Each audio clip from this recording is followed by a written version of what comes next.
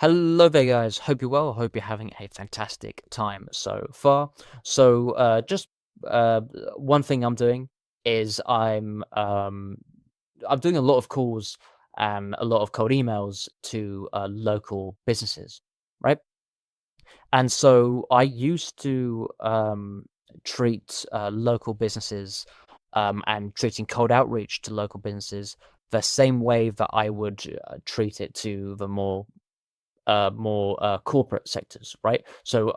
I first started calling marketing agencies, right, to help marketing agencies with cold outbound. But now that I have clients with marketing agencies, they're not targeting more corporate companies; they're targeting local business companies. And so I've had to kind of figure out a better way to go about it, because what I've noticed is you can't really go about cold outreach the same way. And so that's kind of what I talk about. So this is my kind of CRM setup using Pipedrive for local business, uh, local business, local businesses, right? So local business cold call pipeline, we have that there. And so I kind of wanted to talk about um, what this is and why it's set out like this, right? Let's imagine we are doing cold emails, right?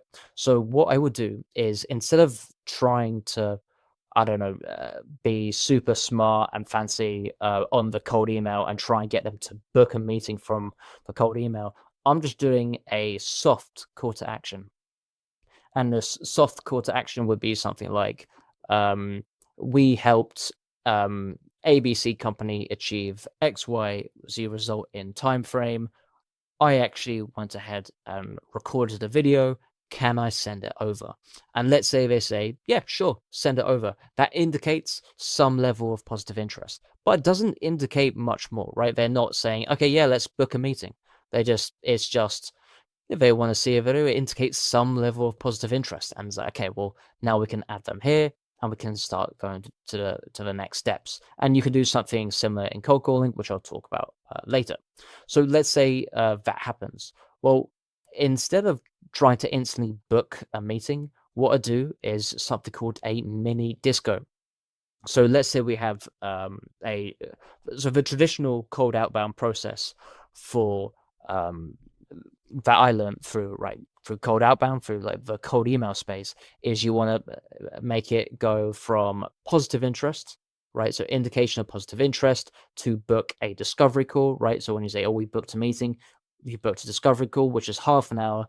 Basically, you're asking them questions to kind of understand them, but and also a lot of the sale is done in the questions you ask, right? And that comes more from like the Sandler methodology, where you do your selling by asking the right questions that frame you as an expert, right? And so that's what a discovery call is.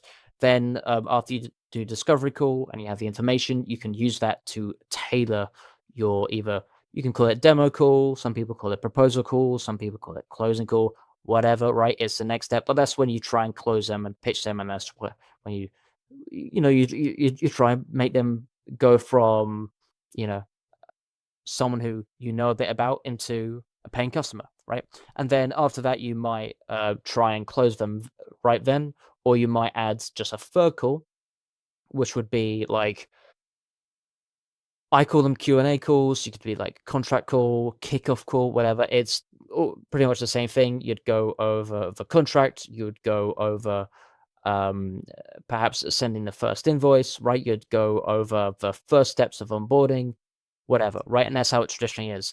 But what I've noticed is I can't really do that with local businesses. And let me quickly explain why. So with local businesses, what I find is, let's say I cold call.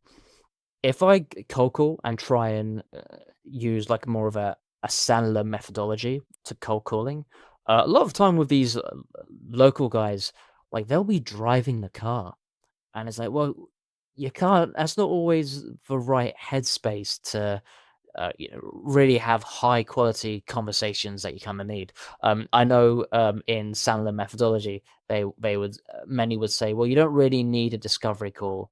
All you need is like a very high quality cold call that lasts 10 to 15 minutes, where you take the time to understand the pain, and then you can go more and go into the next step, right?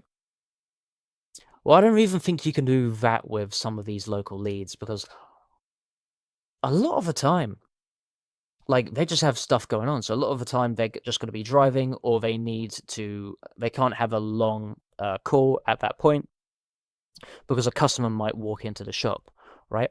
And so it's like, well, or they might actually be on a job working, and it's like, okay, I could talk for 30 seconds, I can't talk for anything longer, right? And so um, I think it's wrong to try and, or maybe not wrong as in morally, but wrong as in probably not the smartest idea to try and go in depth on this, pulling out the pain, right? And so here's what I've done. I've decided to add in a mini disco. So disco, as in discovery call, this is a questioning process. And so instead of trying to do the questioning in the cold call or the cold email is just trying to indicate, wait, is there any interest in what we kind of do with this person, right? And so when I cold call, I'm not trying to use any of the the smart lines like, "You're gonna hate me. This is cold call. Do you wanna hang up now, or can I have or let me have 30 seconds to say whatever," right? I'm not gonna try and do that because one, they're hearing that all the time, but two, it's just I'm not even trying to sell them. I'm just trying to find out, okay, can they take on more customers? Because there's a lot of local companies that just are fully booked out for the next 3 or 4 months some of the time. It's like, okay, well, are they looking, can they take on more work? And are they somewhat interested in the kind of way I'm going on about it? Now, of course, you want to be careful. You don't want to categorize yourself and put it in the box. Like we do XYZ mechanism, right?